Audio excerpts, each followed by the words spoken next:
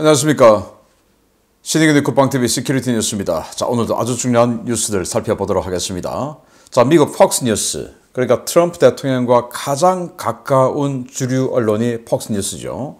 이 폭스뉴스의 칼럼 기사가 나왔는데, 대한민국의 이번 대통령 선거가 대한민국의 마지막 선거가 될 수 있다. 이재명을 뽑으면 이건 이제 민주주의 없다 그 말이죠. 그래서 지난 10년간 계속 부정선거를 자행해왔고 이번 선거에서 부정선거 확률이 99%다 라고 대한민국 국민들에게 촉구하고 또 미 조회도 촉구하는 이런 칼럼 기사가 나왔는데 정말 충격적인 내용입니다. 보도록 하겠고요. 자, 지금 미국과의 관세 등등 해서 패키지 딜하는 이 통상협상이 굉장히 중요하죠. 자, 이런 가운데 우리 공정거래위원회가 일부 기업의 손을 들어주면서 이 통상 교섭에 굉장히 위해가 되는 이런 희한한 짓거리를 하고 있습니다. 국익은 또는 국민들의 이익은 간대 없고 오직 일부 기업의 이익만 있는 이게 공정거래위원회 맞습니까? 무슨 이런 자들이 있는지라는 생각이 들고, 자, 그리고 반미 활동하다가 비자 취소돼서 쫓겨난 사람들이 숫자가 드디어 나왔습니다. 이거 이제 스타트에 불과하고 지금도 확 퍼지는데 어느 날 갑자기 아빠 나 집에 돌아가래 라는 전화 받으실 수 있습니다. 보도록 하겠습니다. 첫 번째입니다. 한덕수 대통령 권한대행 국무총리가 국민의힘 일각에서 제기된 대통령 선거 출마 요구에 일단 선을 그으며 미국과의 협상에 집중하겠다는 입장을 밝혔습니다. 지난주 있었던 트럼프 대통령과의 전화통화 이후 이제 우리 경제는 물론 한미동맹의 존속 여부를 결정짓는 중차대한 협상의 시간이 왔는데 일부 공무원들은 아직 정신을 못 차린 모양입니다. 이제부터는 미국 정부와 본격적인 협상의 시간에 돌입한 것이며 정부와 민간의 대응 역량을 총결집해 국익을 지켜나가는 데 사력을 다해야 한다고 한덕수 권한대행이 4월 14일 밝혔습니다. 한 대행은 이날 정부 서울청사에서 국무회의를 주재하고 한미 간 통상협상 문제에 대해 언급했는데요. 그는 국무위원들과 함께 제게 부여된 마지막 소명을 다하겠다라며 이제 본격적으로 시작된 미국과의 협상에 전념하겠다는 입장을 밝혔습니다. 이는 최근 여권 일각에서 제기되고 있는 한덕수 대선 차출론에 일단 선을 긋는 발언으로 해석되고 있는데요. 이것은 미국과의 협상이 그만큼 중요하고 범정부 차원에서 모든 힘을 집중해야 할 어려운 과제라는 한 대행의 인식을 보여주는 것으로 풀이됩니다. 문제는 범정부 차원에서 일치단결에 협상에 나서야 하는 시기임에도 불구하고 트럼프 행정부가 민감하게 인식하고 있는 분야에서 돌출 행동을 하고 있는 일부 정부 기관과 공무원들입니다. 14일 이데일리 단독 보도에 따르면 공정거래위원회는 최근 구글이 공정위에 신청한 동의 의결 절차를 시작할지 여부를 결정하는 전원회의를 열고 이달 중 결론을 낸다는 방침을 확정한 것으로 전해졌습니다. 공정위는 구글이 지난해 7월 독점 규제 및 공정거래에 관한 법률 제5조 시장지배적 지위의 남용 금지 조항과 제45조 불공정 행위의 금지 조항을 위반했다는 심사보고서를 작성해 구글 측에 발송한 바 있는데요. 이번 동의 의결 신청은 자진 시정 형식으로 구글이 서비스 일부를 철수하거나 조정하기 위한 첫 번째 단계입니다. 이는 공정거래라는 명분으로 소비자의 선택권을 침해하는 것은 물론 한미 교역에서 미국이 유일하게 흑자를 내고 있는 서비스 교육 부분에서 미국의 이익 축소로 이어져 현재 진행되고 있는 통상교섭에 악영향을 미칠 가능성을 높이는 조치인데요. 내줄 것은 내주고 취할 것은 취하는 범정부적 고민과 대응이 필요한 시점에 이루어지고 있는 공정위의 이러한 움직임에 국민들의 우려가 커지고 있습니다. 네, 미국이 지금 90일간 한시적으로 25%의 상호 관세를 유예하겠다. 물론 우리만 유예하는 게 아니고 중국과 멕시코, 캐나다 이 세 나라를 제외한 모든 나라에게 지금 유예 조치가 내려져 있죠. 그러면 이 90일 내에 뭔가 해야 되지 않겠습니까?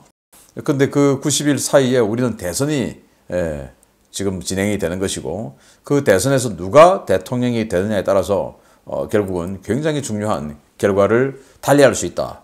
이런 말이 되고 초기 협상에서 어쨌든 이 한덕수 대통령 권한대행 그리고 최상목 경제부총리가 이 협상의 전면에 서게 될 텐데, 이런 가운데서 미국이 지금 우리에게 이야기하는 게 뭡니까? 니들은 너무 흑자를 많이 본다 라는 거 아니겠습니까? 자, 그런데 미국이 상대적으로 또 흑자를 보는 부분이 있죠. 바로 서비스 부분입니다. 지금 보고 계시는 이 유튜브, 구글 아니겠습니까? 그리고 우리 뭐 드라마, 영화 많이 보는 넷플릭스, 자, 이런 것들, 그게 이제 미국의 서비스죠. 자, 이런 부분에 있어서는 미국이 압도적으로 우리에게 흑자를 보고 있어요. 자, 그러면 우리가 상품 교육으로 흑자를 보고 있는 것은 엄청 많은데, 이 서비스 교육으로 미국의 적자를 보고 있는 것은 상대적으로 아주 작죠. 그러면 이거 건드리지 말아야 되죠. 우리가 이 상품 교육에 굉장히 센 관세를 맞지 않으려면 이거 건드리지 말아야 돼요. 근데 공정위에서 이거 지금 손보겠다. 그래서 멜론, 저도 지금 멜론 그 사용자 중에 한 사람입니다만은 뭐 한 달에 10,000원 내면 돼요. 그럼 음악 무제한으로 들을 수 있습니다. 그런데 멜론 또는 이런 그 국내 음원 사이트 몇 개를 살려주기 위해서 유튜브 뮤직, 니들은 왜 공짜로 해? 돈 받아. 라는 거 아니겠습니까? 자, 그리고 망 사용료. 야, 구글, 유튜브, 그리고 넷플릭스, 영화, 뭐 이런 것들 때문에 이 데이터를 엄청나게 잡아먹으니까 니들은 망 사용료 내야 되는 거 아니야? 망 사용료 내. 그래서 SK텔레콤, 또 KT, 또 LG 플러스 여기다 돈 줘. 이거거든요. 자, 그런데 이거는 이중부가예요, 이중부가. 왜냐? 저나 여러분이나 이 휴대폰 살 때 만약에 나는 뭐 유튜브 생전 안 봐. 나는 넷플릭스 그런 거 안 봐. 나는 게임도 안 해. 이런 사람들이 굳이 무제한 요금제 또는 비싼 요금제를 선택할 이유가 있습니까? 유튜브 안 보는 사람은 비싼 요금제를 할 이유가 없어요. 뭐 네이버다 뭐다 아무리 많이 봐도 그만큼 데이터가 안 나오기 때문에 오직 우리는 유튜브로 인해서 무제한 요금제 또는 비싼 요금제 이런 거 쓰지 않습니까? 그러면 소비자들은 이미 낸 거예요. 유튜브의 망 사용료를 우리가 먼저 내고 지금 보고 있는 겁니다.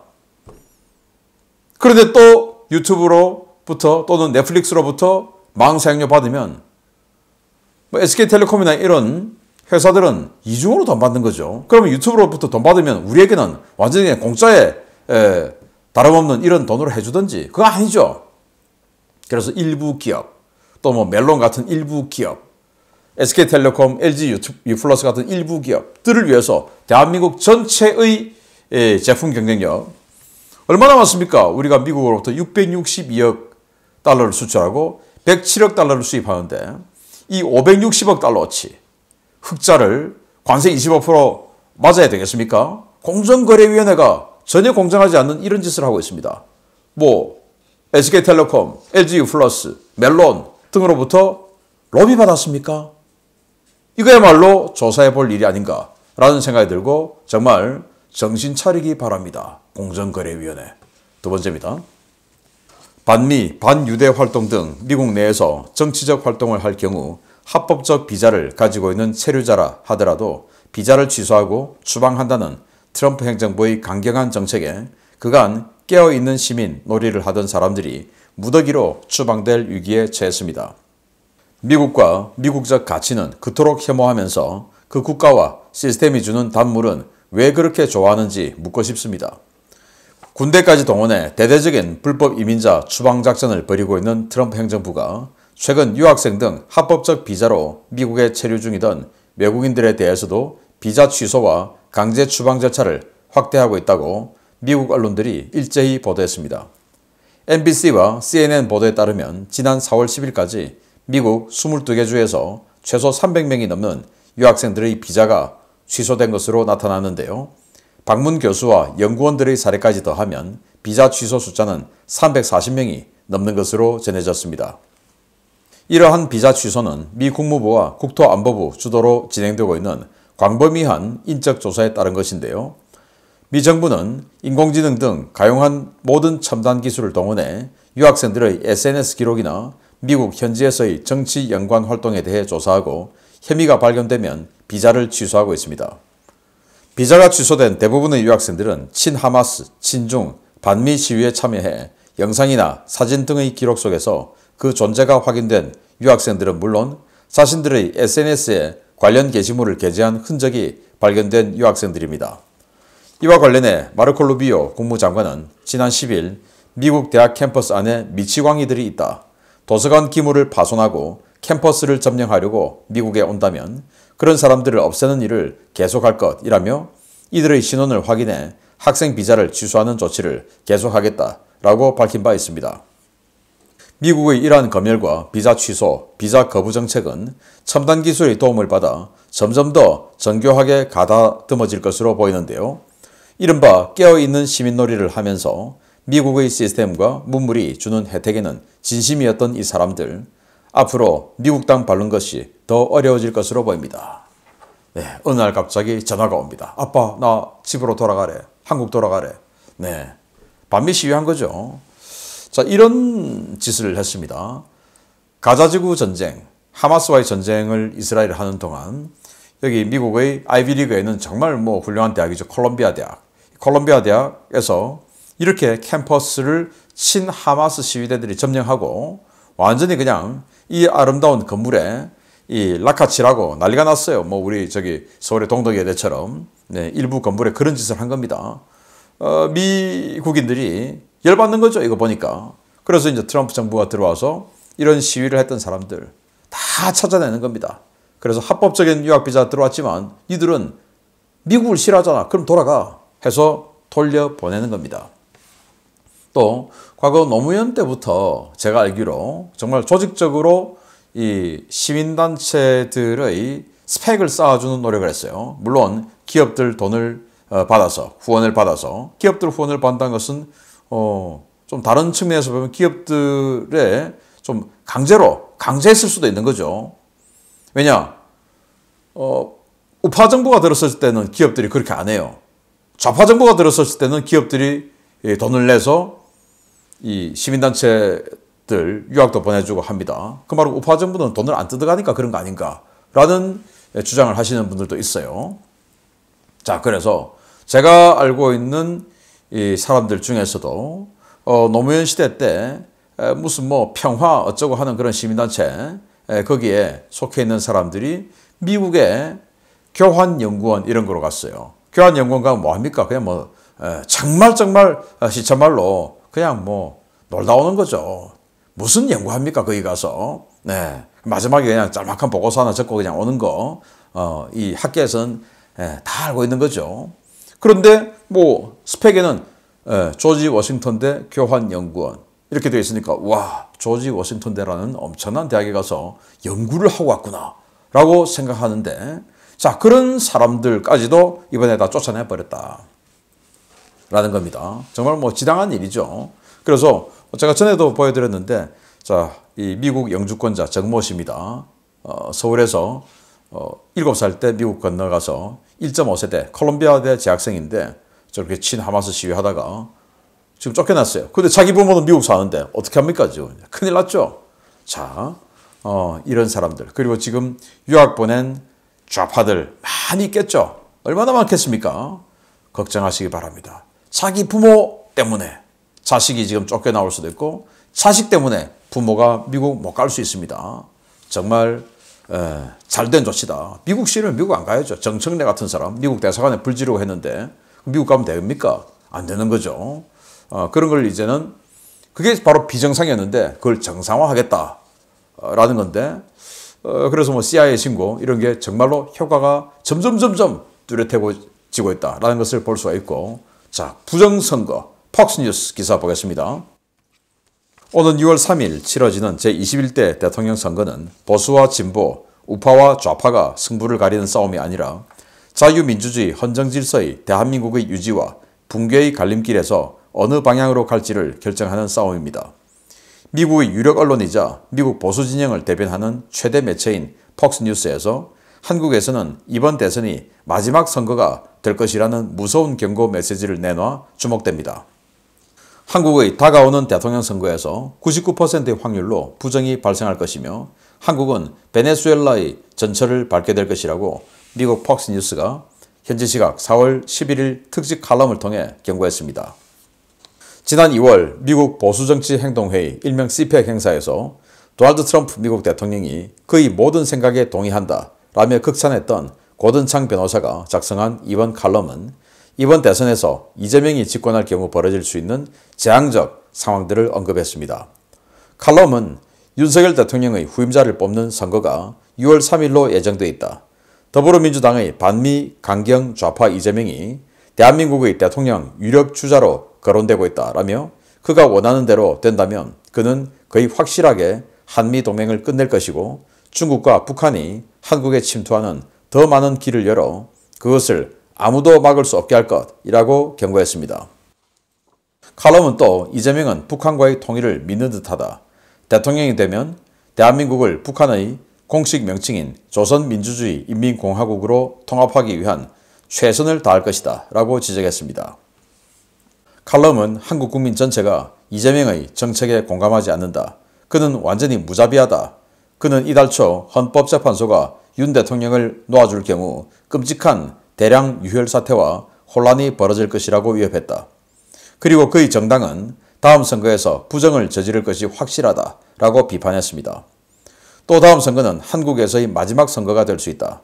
지난 10년간 한국에서 치러진 모든 총선은 부정으로 얼룩졌다.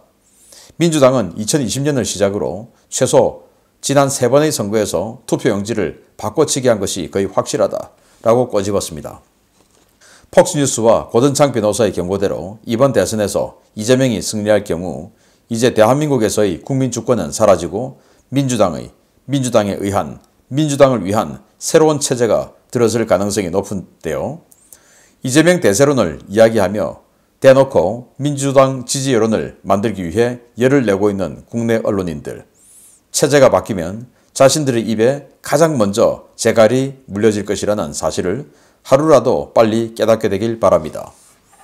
네, 요즘 언론 보면 여론조사다 뭐다 해서 이재명 띄우기에 여념이 없죠. 각종 언론들이. 자, 그런데 그게 결국은 니들 입에 재갈을 채우는 것이고 결국 그게 이제 대한민국의 민주주의 선거는 이제 마지막이다 라는 겁니다. 그리고 베네수엘라로 간다.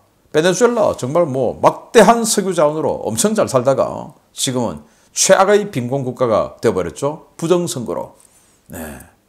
지금 계속 마두로가 집권하고 있지 않습니까? 차베스 이후에 마두로가.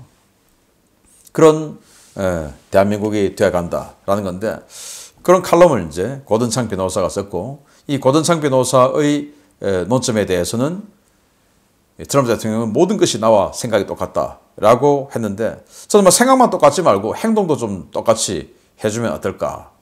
왜 트럼프 대통령이 우리 부정선거에 대해서 아무 말도 행동도 하지 않을까라는 안타까움이 있는데 자 이런 폭스뉴스는 이 트럼프 대통령이 항상 보는 언론이죠. 그래서 폭스뉴스에 이런 칼럼이 나왔기 때문에 트럼프 대통령이 뭔가 여기에서 영감을 얻어서 액션을 좀 취해 주기를 바란다 라는 거고 제가 방금 원고 낭독해 드렸지만 이재명이 되면 무자비한 보복이 따를 것이다 라는 거 아니겠습니까? 왜? 그는 정말 추진력이 있다. 무자비한 추진력이 있다 이겁니다. 이재명은 합니다. 한다면 하는 거 아니겠습니까? 그래서 엄청난 보복이 있을 것이다. 예를 들어서 문재인 때 적폐청산한다고 그 5년 중에 한 2년 이상을 적폐청산하느라고 아무것도 안 하고 그냥 정적 제거만 했지 않습니까? 그때 1000여 명의 지금의 국민의힘 계열 이 반대파들을 잡아가서 그 중에서 한 200여 명을 감옥에 가뒀다라는 통계도 있지요.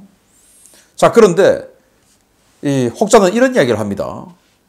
문재인은 잡아다가 불러서 조사해서 집어넣는데 이재명은 집어넣고 조사할 것이다.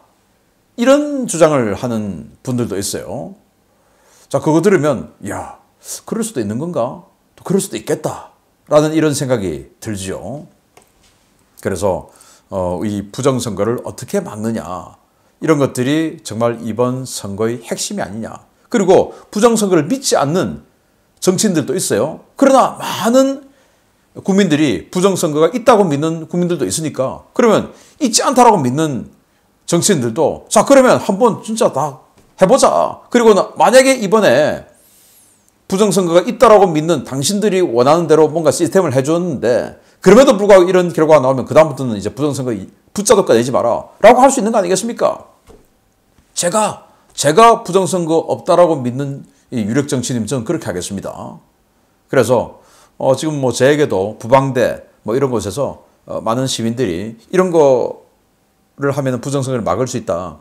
이런 그 아이디어를 제공해 주시는 분들이 있어요. 자, 그거 한번 정리해서 심층 분석해서 자, 이런 거를 도입하면 부정선거 중에 뭐 100% 막을 수 있는 건 아니죠. 그러나 상당 부분의 어떤 그 우려사항은 제거할 수 있는 아이디어가 제가 봤을 때 몇 개가 있더라고요. 또 간단해요, 그게. 간단한데 우려를 제거할 수 있는 아이디어가 있어요. 그거 심층 분석 등을 통해서 한번 여러분들께 제시를 하고 또 이런 것들이 또 화제가 된다면 이제 제도권에 또 건의를 해서 또 이 국민의힘 또는 이 보수 우파 쪽의 후보들이 또는 선거대책본부에서 자, 이런 식으로 우리 이번 선거를 치르자라고 민주당 하고 협의할 수 있는 거 아니겠습니까? 그런 아이디어 한번 분석 시간도 가져보도록 하겠습니다. 자, 부정선거 이걸 없애야 된다라는 미국에서의 지원 사격이 나왔습니다. 마치겠습니다. 감사합니다.